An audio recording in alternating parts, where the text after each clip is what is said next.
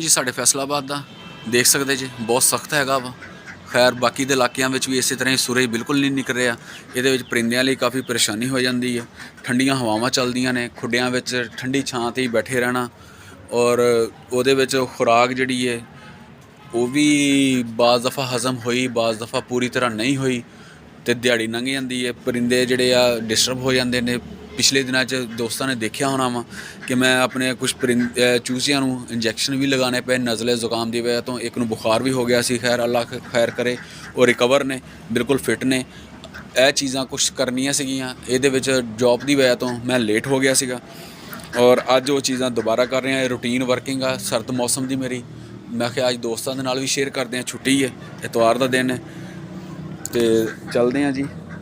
तुहानूं ये चीज़ां पहले मिक्स कर लैंदे हैं और उस तो बाद इन्हां दा किहड़ियां चीज़ां इस्तेमाल कीतियां ने। यह छोटे चूज़ियां की खुराक है, यह वड्डियां दा दाना है, इतनी मकदार ही एक टाइम की देना वा मैं।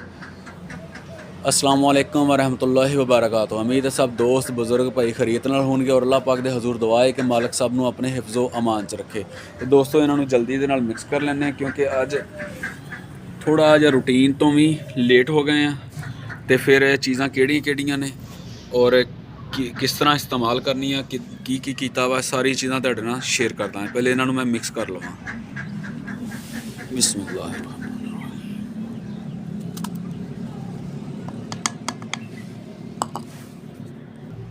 इन्होंने दोस्तों मिक्स कर लिया और दो थां ते तकसीम करता वा।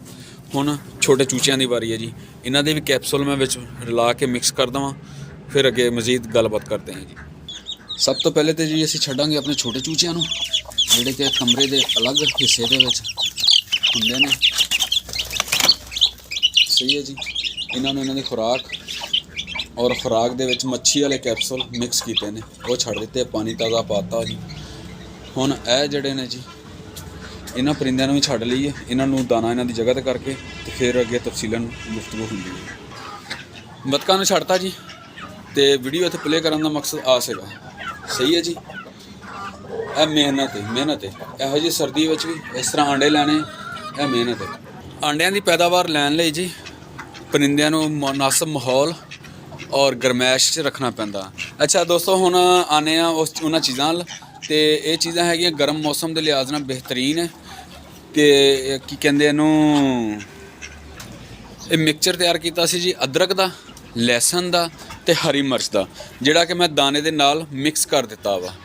उस तरह भी तुसीं दे सकदे जे, इन्हां नूं मिक्स करके कोई चीज़ विच हल करके तो इन्हां नूं आटे नाल भी हल करके दे सकदे जे।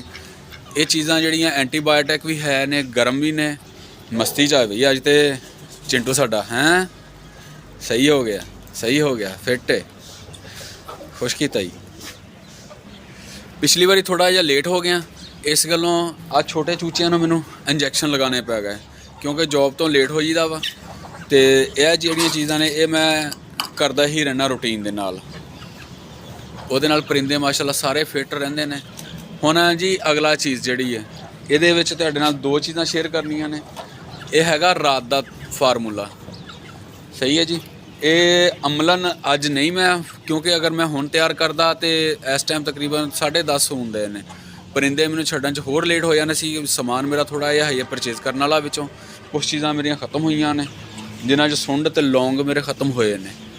तो ये चीज़ां जिहड़ियां ने ये इंशाअल्लाह कोशिश करांगा नैक्सट टाइम किसी दे विच भी अमलन तुहानूं शो करावांगा। अज दा जिहड़ा वा दूसरा वा मेरे कोल एक दो चीज़ां होर भी खत्म हुईयां ने, वो खुराकी अज्जा ने दाने दे विच शुमार करन लई, जिहड़ा कि मैं थोड़ी मिकदार दे विच बनाना वा लेकिन वो नाल नाल चलदा रहिंदा वा।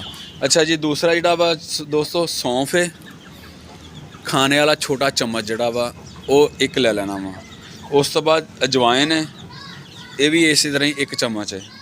काली मिर्च है, ये भी 20 अदद लैनियां ने कालियां मिर्चां।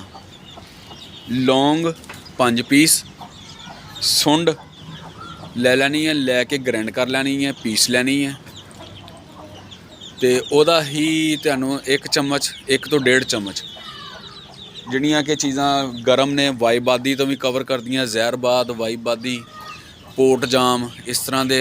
उस तो इलावा गर्म ने मौसम के लिहाज नाल इन्हां नूं मिक्स करके ग्राइंड कर लेना। ग्राइंड करके ਗੁੜ ਮਿਕਸ ਕਰ ਲੈਣਾ ਵਿੱਚ। ਗੁੜ ਕੋਸ਼ਿਸ਼ ਕਰਨੀ ਹੈ ਪੁਰਾਣਾ ਮਿਲ ਜਾਏ।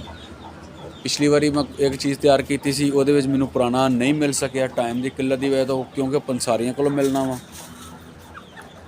ਤੇ ਫਿਰ ਮੈਂ ਨਵਾਂ ਹੀ ਗੁੜ ਇਸਤੇਮਾਲ ਕਰ ਲਿਆ ਸੀਗਾ। ਤੁਸੀਂ ਵੀ ਇਸੇ ਤਰ੍ਹਾਂ ਹੀ ਅਗਰ ਪੁਰਾਣਾ ਮਿਲ ਜੇ ਸਭ ਤੋਂ ਵਧੀਆ, ਕਿਉਂਕਿ ਪਰਿੰਦਿਆਂ ਲਈ, ਜਾਨਵਰਾਂ ਲਈ, ਗਾਏ, ਭੈਂਸ, ਬੱਕਰੀ, ਕੋਈ ਵੀ ਪਰਿੰਦਾ ਰੱਖਣ ਵਾਲਾ ਵਾ, ਉਹਨਾਂ ਨੂੰ ਤਰਜੀਹ ਜਿਹੜੀ ਅਗਰ ਜਾਨਵਰ ਨੂੰ ਦਿੰਦੇ ਨੇ ਤੇ ਗੁੜ ਦੀ ਦਿੰਦੇ ਨੇ। ਤੇ ਇਸੇ ਤਰ੍ਹਾਂ ਹੀ ਤੁਸੀਂ ਵੀ ਅਗਰ ਪੁਰਾਣਾ ਮਿਲ ਜੇ ਤੇ ਵੈਲ ਐਂਡ ਗੁੱਡ, ਨਹੀਂ ਤੇ ਨਵੇਂ ਨਾਲ ਵੀ ਨਿਜ਼ਾਮ ਆਪਣਾ ਚਲਾ ਸਕਦੇ ਜੇ।